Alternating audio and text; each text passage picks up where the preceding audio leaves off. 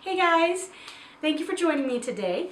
I am constantly getting asked questions about my homeschool, and so I thought I would put this video together to answer some of those common questions and show you a little bit of how we run our homeschool. I'm doing this video as a collaboration with another homeschooling mother who runs her homeschool a little bit different than we do. I thought this would be a great way to show you that there are tons of ways that you can run your homeschool. While all kids are being taught, there are tons of different ways and techniques that you can use to teach them. Once you're done watching my video, be sure to head over to Kimberly's channel and you can see how she answered these questions. Alright, let's jump right into the questions. So let's see. Our very first question is, how old are your children and what are their names and grades? I have 3 girls. My oldest, My name is Hope. I'm 13 and I'm in 7th. my second daughter, I'm Kaylin. I'm in 5th grade and I'm 10 years old. and my youngest daughter. Hi, I'm Alexa. I'm 3. Question number 2 is, how do you start your homeschool day? We always start our homeschool day pretty much like any other day. Everybody wakes up, they brush their teeth, they get dressed, we come downstairs and we eat breakfast. Once everybody's done with breakfast, then we kind of just jump right into the day. We start generally with English in the morning. We try our hardest to remember to do the Pledge of Allegiance every single day. We also read from our Bible, and we read our Bible verse for that week or for that day, whatever we're working on. So every day is a little bit different. Our schedule changes day from day, but most of our days look the same. We do our English in the morning, and the girls work on a lot of their independent study in the morning. The third question is, what does your homeschool day look like? So my homeschool day looks pretty different every single day. It's really just depending on what day of the week it is, because one day a week we do library in the morning, and a couple times a week Hope has her trumpet lessons, and different days of the week that's on different times. So our schedule's really different from day to day. Hard to answer in words. It's easier to show you, and I've not had a chance to film our day yet. It just gets a little crazy. It's hard to remember to set the camera up and show you guys what that looks like. Fourth question is, what method do you use to homeschool? I would say we are more of what's called an eclectic homeschool. We kind of do a little bit of everything. So we do a lot of hands-on, we do a lot of living literature, we do unit studies. We primarily pick a textbook or some type of curriculum book based on that subject, and we use that as kind of our base for our lessons, and then really we just expand on it from there, because all of my girls tend to learn better with hands-on. And so I've noticed that the more hands-on material we do, the better that they learn. And of course, the way my girls learn is not going to be the way that everybody's children learn. This is just what I found that works best for us. The fifth question is, what curriculum do you use to teach? We use a variety of curriculums. So for math, we use Math UC. For history, we use Mystery of History. For science, we are using Christian Kids Explore Science Chemistry this year, and then next year we are going to be working in Answers in Genesis, and we're going to be doing their Earth Science program. For English, we use a combination of a bunch of stuff. So I use Master Books for Writing. Their Writing Stance program is phenomenal. We use McGuffey for reading. And then I do the Harvey's Grammar worksheets online that I can print off and they can use. Again, we do a lot more hands-on outside of just what the curriculum is. And so it's hard to say we use one specific thing, because even for history and science, we kind of go outside the spectrum of what's just in the book, and we do just what works for us and what the kids feel works for them. Question number 6 is, how do you feel about your curriculum choice? I would have to say that I love our curriculum. I've tested a few things, and this is definitely what I found that works. The Christian Kids Explore Science is a fantastic program. My girls are just getting a little older, and so they've kind of just outgrown the books, and I needed to find something that was a little bit for older girls. So that's why we're changing science this year. Mystery to History is amazing. We love it, and it's fantastic in the aspect that it allows us to teach all of the kids at once the same thing, and then their activities are based on their grade level or their age level. So it's a great program. I really don't think we would ever use anything for history. And I've tried other programs for history, but when I came to Mystery of History, I fell in love, and we're never going back to anything else. So Math UC is great because they use a lot of manipulatives, and again, my girls need hands-on learning, and so that's fantastic for them. They can touch and they can feel when they're learning. So we love Math UC. The McGuffies is great because it's an old school program, reminds me a lot of like what I learned with when I was a kid, and so yeah, I'm extremely happy with all of our curriculum choices. Question number 7 is a very common one I get, is how do your children socialize? So there's a big, I guess, stereotype on homeschooling where people try to say homeschool kids don't get the socialization that kids who go to public school do. And I would have to say it's really how much effort you put into it, because my girls are very social girls. They love to be outside, they love to be around other people, they love to hang out with their friends, and pretty much when school's done for the day, they're not home anyways, so they socialize every single day.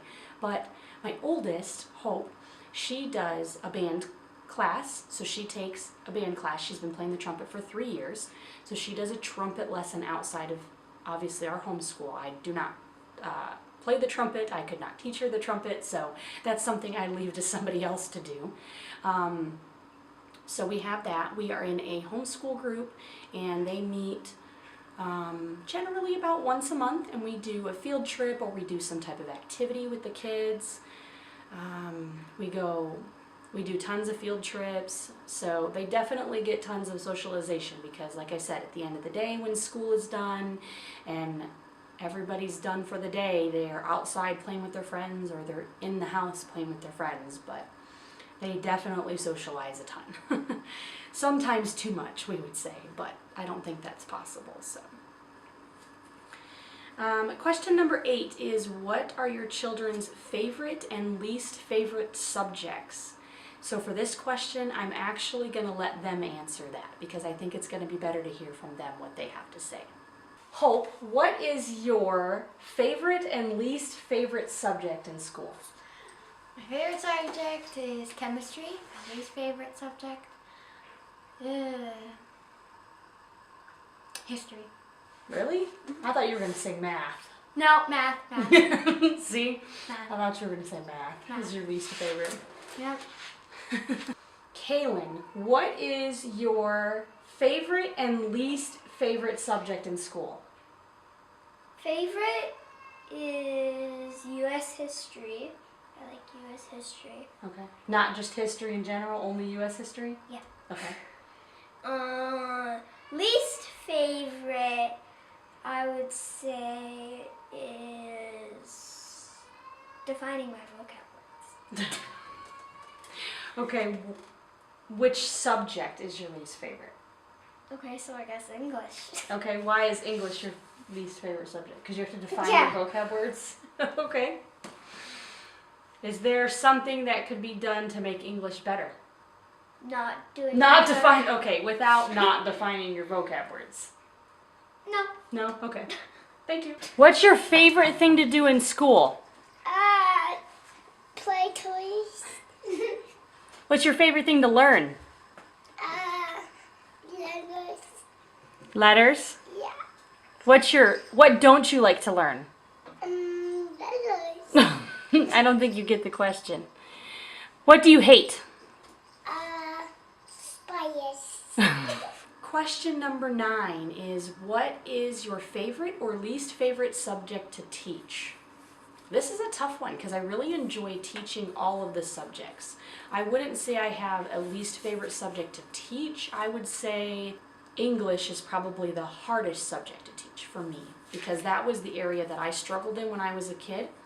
I wouldn't say that my English is terrible, but I would say that's the hardest. It's not my least favorite. I love teaching English, but my husband is phenomenal at English, so he kind of covers where I can't, so it works out great. He does a lot of the grading for the kids for their papers and stuff just because he's a little better at that than I am. I'm trying to think. I don't really have a subject that I don't like teaching. I would have to say my favorite subject to teach is either math or science. But lately we've been doing a lot of hands-on with history, so I really like teaching history, which is crazy because when I was a kid that was definitely my least favorite subject was history, and I love it now. So I would say my favorite subject to teach is probably math or science. I loved math in school, and so I really enjoy being able to teach it and watch my kids learn and grow with what I'm teaching them.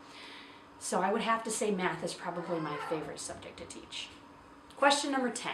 Do you use a traditional schedule, a year-round schedule, or something else? I would say you can call ours primarily a year-round schedule. We do school for 3 months, and then we take 3 weeks off. The kids do school January, February, and March, and then they take 3 weeks in April off. And then they do school in May, June, and July, and then they take 3 weeks in August off. Then they do school in September, October, and November, and then they take 3 weeks in December off. Now, of course, that is only 9 weeks off school a year, so that still leaves us with about 5 weeks that we can fluctuate in the year. That allows us to take Fridays or Mondays off. Allows us to travel when we want to take family vacations. That also includes the holidays throughout the year. So on paper, our schedule is 3 months on and then 3 weeks off. And then we do 3 months on and then 3 weeks off. And then there's obviously other days off that we take during those 3 months, but that's our primary schedule we stick to. Number 11 is how do you find time to get errands and other stuff done while still homeschooling? Schedule. It's really the best answer I have. So on Tuesdays we do library in the morning, and that takes about an hour, but we don't come home until lunchtime, about 12:30. So that really gives us most of Tuesday morning to do our errands. And then on Friday we do a lot of our testing, our reviews, anything we need to catch up on for the week. Primarily Friday finishes a little bit earlier than the rest of the school days, and so we can use that time to do errands that we need. And then of course if something comes up in the week that we really need to do, we just make our schedule fit it. We're big schedule people, and so fitting errands into the schedule is not really a problem for us as long as we put it on the schedule. Number 12 says, what lesson have you learned as a homeschooling mom? I would say the most important lesson that I've learned as a homeschooling mom is don't overthink anything. I would say, faulted at this a lot when we first started. I put so much effort into planning and prepping. Again, I'm a big schedule person, and so I put in detail, like this is what we're gonna do this day. And I found really trying to plan stuff every single day makes it really hard because stuff comes up and schedules can change. I found it easier now to just plan by the week. And if we say we need to finish these lessons or we need to do these items this week, we finish them in that week. And the great thing about homeschooling is if something comes up and you can't get those items finished in the week, there's always the weekend. I have a 3-year-old entering the room. She's got crazy hair today. Okay, so Alexa wants to join for the last couple of questions. It's homeschooling, you just go with it, right? So it's trying to be mean. Oh, they're being mean. I'm sorry. So question number 13 says, why did you start homeschooling? We started homeschooling for a number of reasons. I would say our number one reason is we were unsatisfied with the public school system. If you do not know, Hope and Kaylin used to be in public school 2 years ago? 3 years ago now. We've been homeschooling for 2 years, so 3 years, school years ago, they were in public school. We've had a lot of problems with the public school system, and we just came to a point where we decided homeschooling was what was better for our family, as well as being better for our family. It allowed us to teach them what we feel they needed to learn that they were not getting in the public schools. It also allowed us to incorporate the Bible into their lessons, which they were not getting in public school. We started homeschooling because we felt that was what was right for our family, and we still feel that's what's right for our family. It fits us. It is what our family needs, and we are very happy with our decision. We will never go back to public school. Everybody, you can ask all of the kids, they all love homeschooling. They wouldn't have it any other way. Mama. She got crazy here, don't mind. Number 14 says, what source do you use to teach? So we use a number of sources. We use textbooks, of course. We use the internet, we use the library, we use professionals if they know of a certain trade or field in whatever we're learning about. So we use a number of sources to teach in our homeschool. Question number 15. What's the number one must-have homeschool supply? I would say our number one must-have homeschool supply would be the internet. Just because older girls use the internet for research a lot, so I would say for us at least, our most important homeschool supply is the internet. Well, that's all the questions I have for you today. Thank you for joining me and Miss Alexa, who decided to join us at the end here. We really appreciate you joining us for this Q&A. I hope this gave you a little bit more insight into our homeschool and how we do things. Of course, the way we do things is not the way everybody has to do things. It's just what we found that works best for us. If you like this video and you want to see more videos like this, please give it a big thumbs up. Can you say big thumbs up? Big thumbs up. Yeah, give it a big thumbs up. It shows me that you guys want to see more videos like this. And of course, if you're not already subscribed, please hit that subscribe button below. We'd love to have you stick around and come back. We post videos all the time. If you have a question that you didn't see answered in this video, just leave it in the comments below. I'd love to answer that question for you. Thanks for hanging out with us today. I hope everybody has a great day. Bye!